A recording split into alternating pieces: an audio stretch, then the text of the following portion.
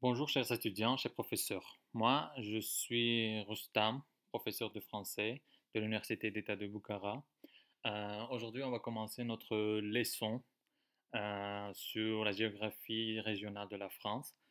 Et avant de commencer le sujet, le thème, moi, je voulais vous parler un petit peu de comment dire, de notre thème actuel sur coronavirus. Donc, vous savez, tout le monde sait que pour contrer la progression du coronavirus, le gouvernement a instauré en Ouzbékistan des mesures de confinement afin de préserver la santé et le bien-être de nous, de nos enfants, de nos proches, de nos parents. Voilà, c'est pour ça, j'ai trouvé que ça sera très utile de donner quelques conseils pour vous, bien sûr, quand même, vous le savez, mais quand même, ça sera mieux de les répéter. Donc, la première chose, c'est garder une bonne hygiène de vie. Donc, ça veut dire laver vos mains toujours, de temps en temps, et garder votre chambre très propre. N'oubliez pas de aérer la maison, votre chambre. Voilà.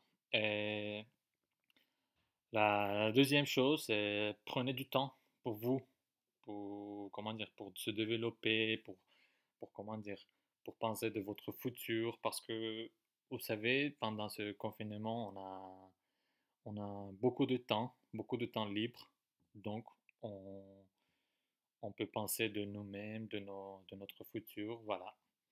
Et en plus, pratiquer une activité physique, parce que si on reste tout le temps dans le lit, ça sera un petit peu, comment dire, dangereux pour la santé aussi, hein.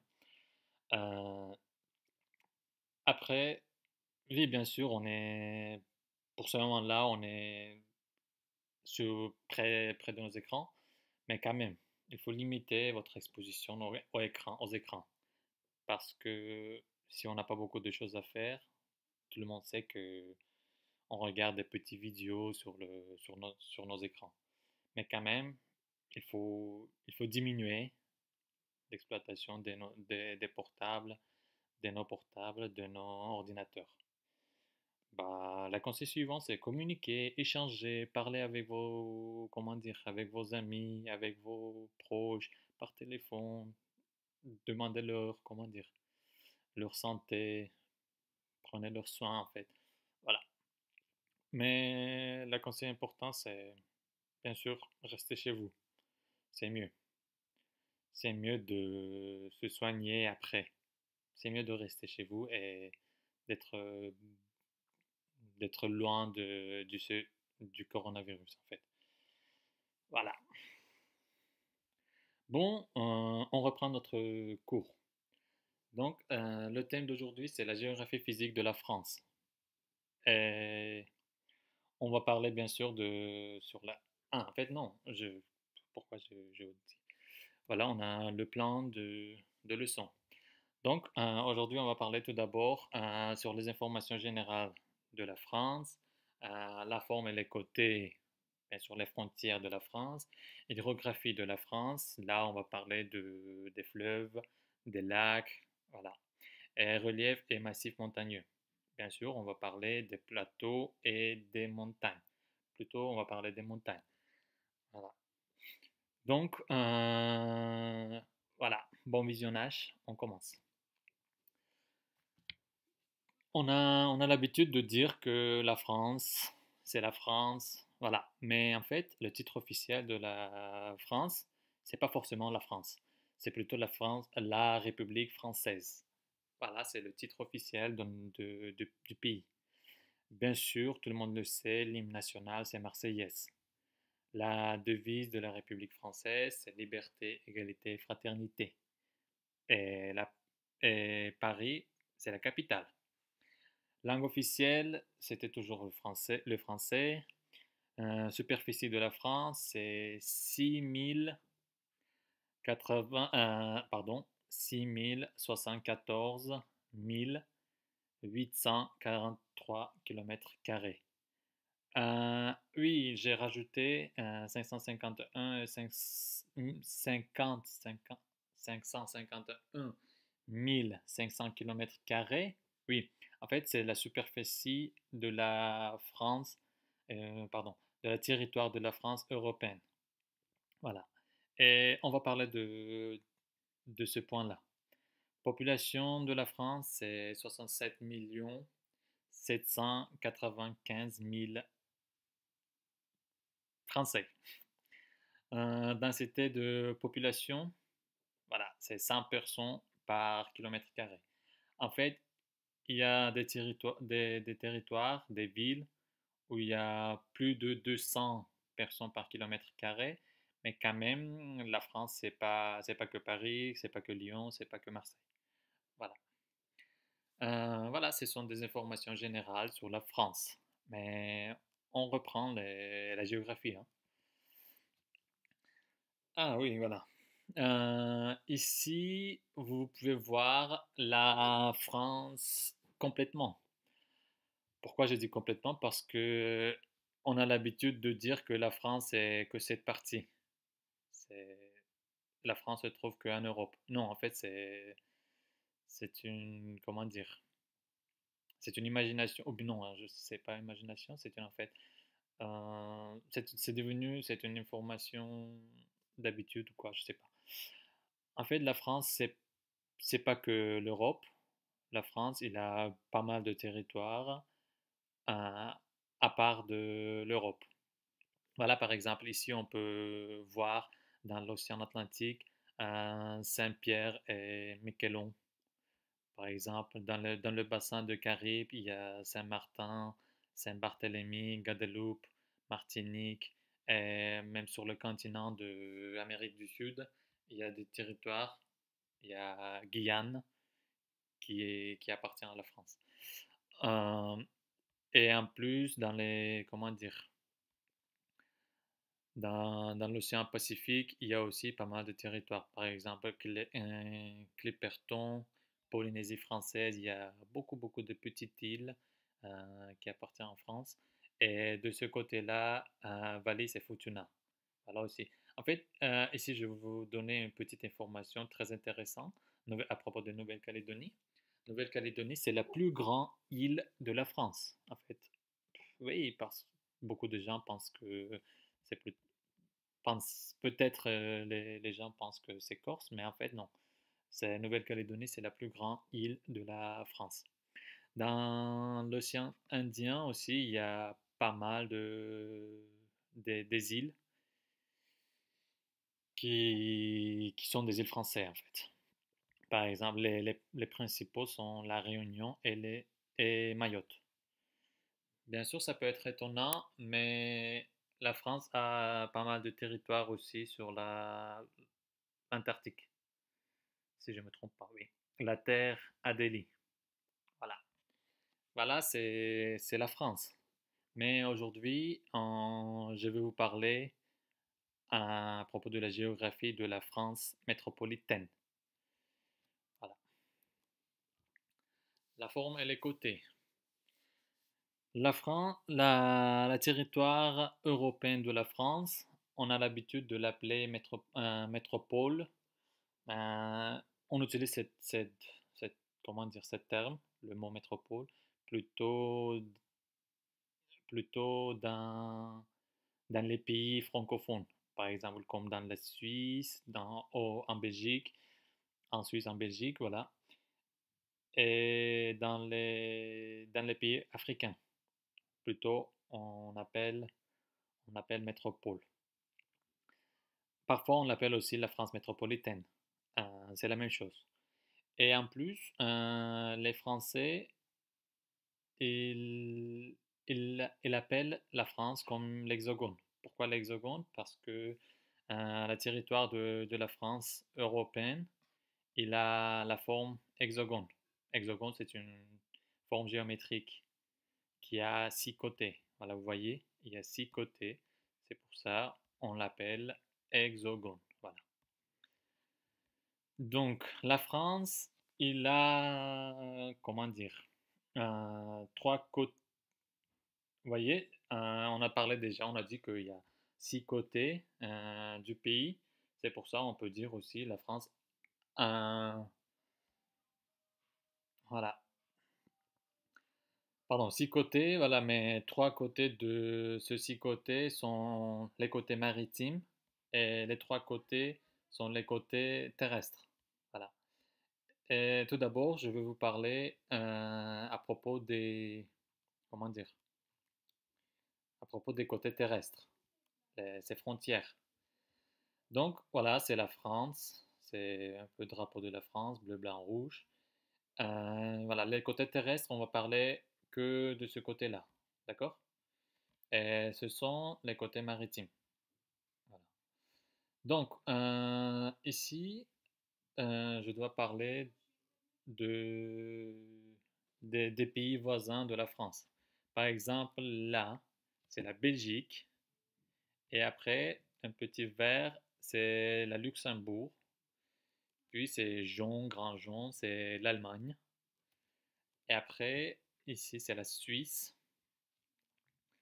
Euh, au sud-est, à l'est, ou bien, voilà, il y a une frontière commune avec l'Italie. Et bien sûr, au sud, on a l'Espagne.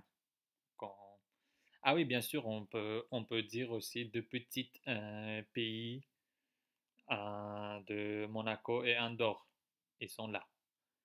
Voilà. Et oui, en fait, j'ai oublié de vous dire aussi, on dit que Angleterre aussi, en fait, le pays voisin de la France. Mais ils n'ont pas une frontière commune entre eux, parce qu'il y a la Manche. Voilà. À propos de la Manche, on va parler aussi euh, après. Voilà. Donc, les côtés maritimes de la France. Les côtés maritimes. Donc, vous voyez, voilà, de ce point-là jusqu'à ce point-là, c'est la première côté. C'est de ce coin jusqu'à ici, c'est la deuxième côté. Et d'ici jusqu'à ce point-là, on dit que c'est la troisième côté maritime de la France. Donc, la France, au nord, il y a la mer du Nord qui entoure la France. Et après, au nord-ouest, c'est la Manche. À l'ouest, c'est Océan Atlantique avec un golfe du Gascogne. Au sud-ouest, c'est la mer Méditerranée qui baigne les côtés de la France. Voilà.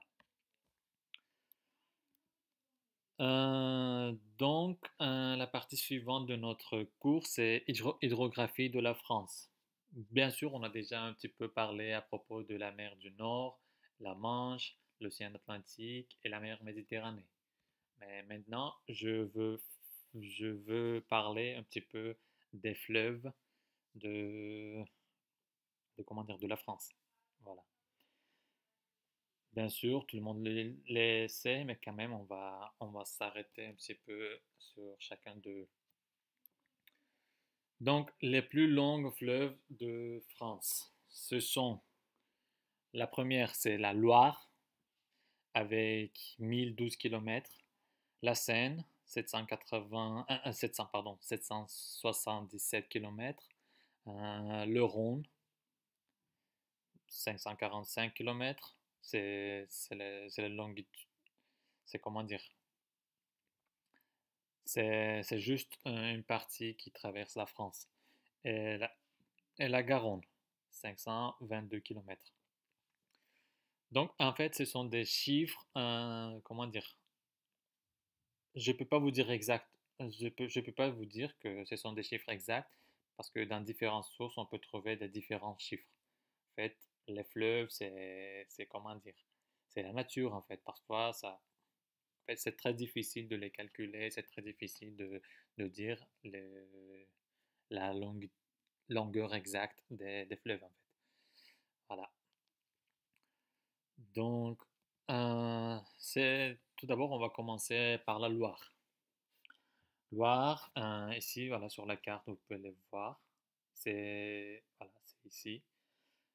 La Loire est donc le plus long fleuve de France avec une longueur de 1012 km, trouvant sa source sur les monts de Gerbier. En fait, c'est à peu près ici. Sur le mont de Gerbier de Jonc en Ardèche. Elle termine sa source dans l'océan Atlantique. Voilà, c'est ici. Euh, la Loire est célèbre pour ses châteaux qui la portent entre Bois et Nantes. Voilà, c'est jusqu'ici, on peut trouver pas mal des châteaux de la Loire. Donc, c'est avec ces châteaux, la Loire est aussi très, très, très célèbre. Donc, la fleuve suivante, c'est la Seine. Voilà, on peut commencer à dire. La Seine commence par ici jusqu'à là. Donc, la Seine est le second fleuve le plus long de France. Elle prend sa source sur le plateau de Langderne. Le plateau de Langderne, c'est ici, pas, pas loin de Dijon. Euh, à 446 mètres d'altitude. Vous voyez, c'est pas haut. Dans le département de la Côte d'Or. Voilà, c'est le département de Dijon, si je ne me trompe pas. Et la Seine elle est très célèbre pour, vous savez pourquoi? Elle est célèbre pour traverser Paris au pied de la Tour Eiffel. Elle, elle est aussi pour le faible déclivité de la vallée, qui explique la forte sinuosité de son cours. Longue de 777 km, elle se jette dans la Manche, au niveau du Havre. Voilà, le Havre. Voilà. Ça, c'est la Seine. Le Rhône. Le Rhône. Le Rhône mesure 812 km, mais seulement 545 km sur le sol français, ce qui en fait le troisième fleuve le plus long de France. Il prend sa source dans les glaciers Rhône. On peut pas le voir. Ah, par exemple, pardon, c'est ici à peu près. Et dans le canton du Valais en Suisse. Voilà. Et après, oups, j'ai perdu mon flash. Et après, il traverse le lac Léman. Il continue jusqu'à dans les Bouches-du-Rhône. Voilà, c'est ici. Et après, il se jette enfin dans la mer Méditerranée. Voilà, voilà. C'est le Rhône. Et fleuve, notre fleuve suivant, c'est la Garonne. Là, vous voyez, c'est ici.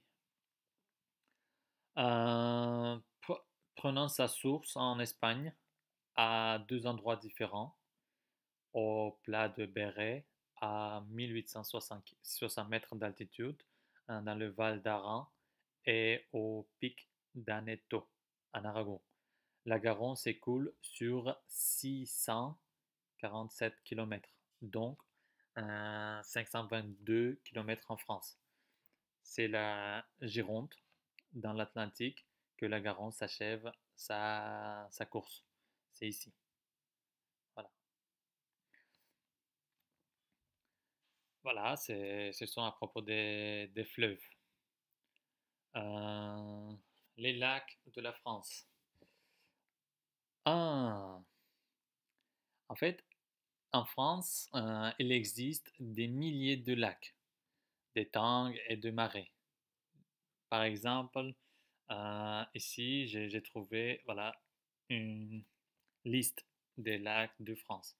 Par exemple, vous pouvez voir. Cette liste est, comment dire, divisée par région. Par exemple, vous voyez, il y a des milliers de lacs. Donc, en fait, moi, je ne peux pas vous parler de tous ces lacs. Ça prend beaucoup de temps. En fait, on n'a pas beaucoup de temps comme ça, voyez. Mais j'ai trouvé un site très joli Voilà. Les 10 plus beaux lacs de France. Oui, cet article est écrit par Michelin. Michelin, j'espère que vous le connaissez. Par exemple, il nous donne, oups, il nous donne les plus beaux lacs de France. Par exemple, lac d'Ancenis, qui se trouve dans les Alpes.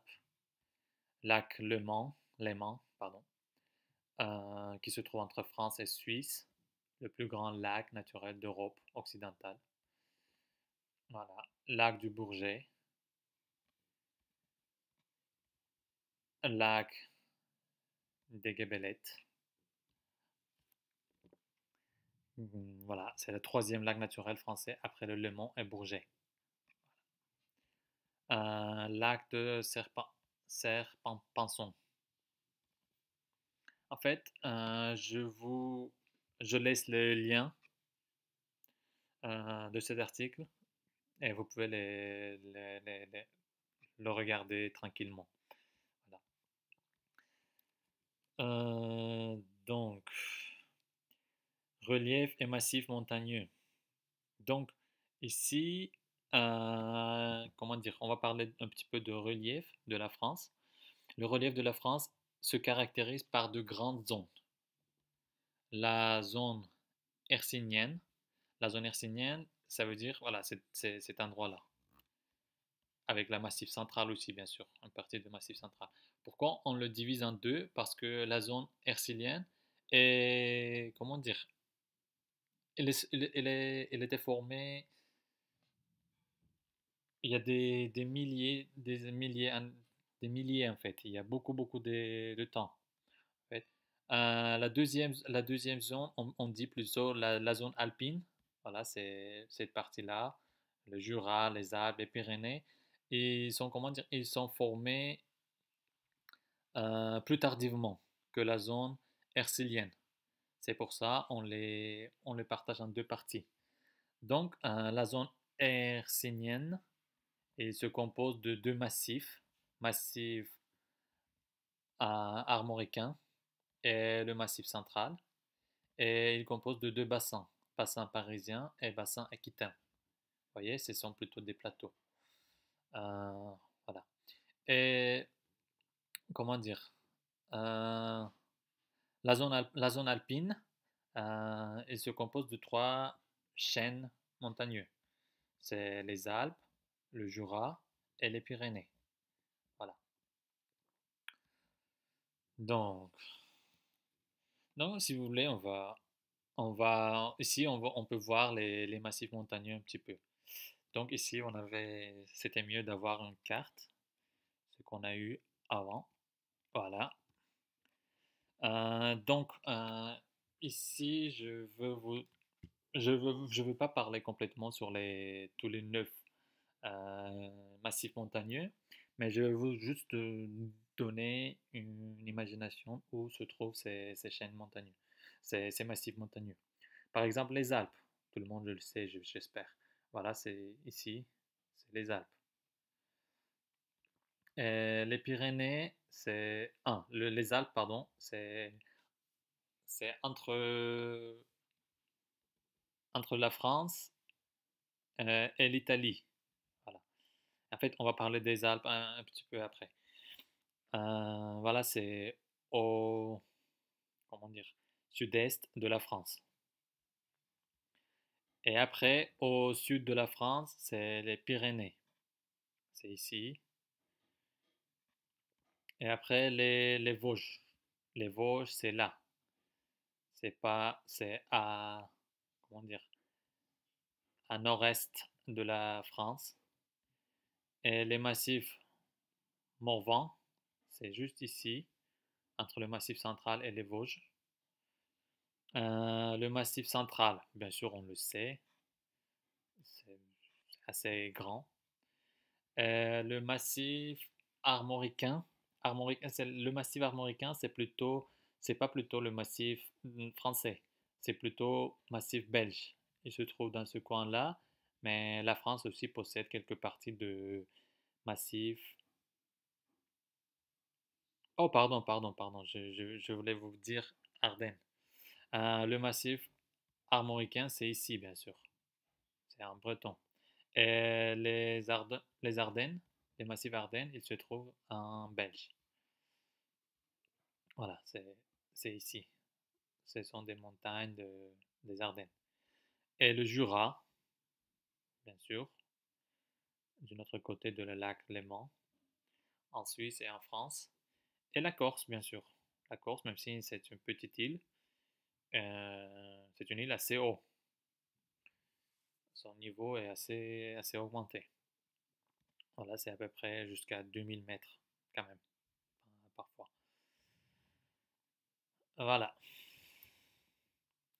Donc, on va parler un petit peu sur certaines chaînes montagneuses, certains massifs montagneux. Par exemple, on commence par les Alpes. Voilà, ce sont les chaînes alpines. C'est la chaîne alpine. Donc, les Alpes sont une chaîne de montagnes qui s'étend en Europe, recouvrant la frontière nord de l'Italie, euh, de la France, sud-est de la France, Monaco, la Suisse, Liechtenstein, c'est ici, l'Autriche, et le sud de l'Allemagne, et la Slovénie, un petit peu là. Voilà. Les Alpes culminent à 4809 mètres au sommet du Mont Blanc. Voilà. On, res- on recense à peu près 82 sommets majeurs de plus de 4000 mètres d'altitude.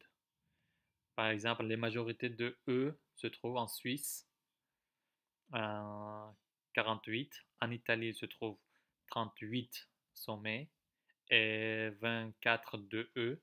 Et le plus haut aussi, avec le Mont Blanc, il se trouve en France, dans cette partie des Alpes. Voilà. Et la chaîne suivante, ce sont les Pyrénées. Les Pyrénées sont une chaîne montagneuse du sud-ouest de l'Europe. Elles s'étendent en longueur selon la direction de l'est à l'ouest. Comment dire? On peut dire qu'aussi de la mer Méditerranée jusqu'à l'océan Atlantique, jusqu'à le golfe du Gascogne. Voilà. Et en culminant à 3404 mètres d'altitude, au pic d'Aneto. Voilà. Et comment dire?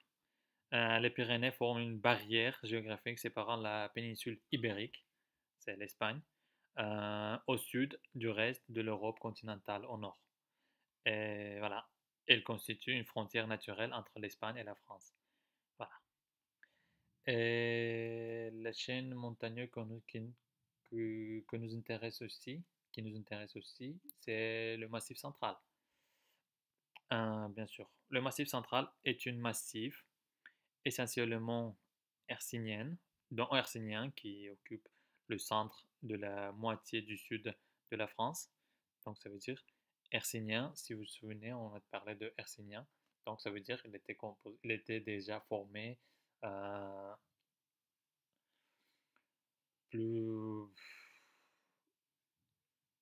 plus, plus tôt que les, que les montagnes, euh, que les montagnes Alpes. Voilà. Donc, d'une surface 1. Voilà. Les massifs centrales, il a une surface de 85 000 km², soit 15% environ du territoire métropolitain. C'est le massif le plus vaste du pays. Le massif est l'altitude moyenne et ses reliefs sont souvent arrondis par érosion. Il culmine à 1885 mètres au sommet volcanique du pays de Sancy, sud-ouest du pays de Dôme. C'est à peu près ici, pas loin de Clermont-Ferrand. Voilà, ce sont des, comment dire, des informations sur les montagnes. Donc, ici, je vous laisse quelques liens très utiles que j'ai utilisés pour préparer ce leçon. Euh, et après, voilà, si vous avez des questions, Monsieur Bean nous dit que si vous avez des questions, mon ami, Google y répondra. Voilà. Donc, merci pour votre attention. Je sais que pendant le confinement, vous avez pas mal de temps libre. Comment dire? Ne restez pas inactif. Ne restez pas, comment dire, dans votre lit. Profitez-en. Parce que vraiment, on a une période très, très, comment dire, très intéressante. Non, pas intéressant en fait. On est dans une période qui reste dans l'histoire. Vous êtes, vous êtes en train de faire part de l'histoire. Prenez de votre soin. Restez chez vous. Au revoir.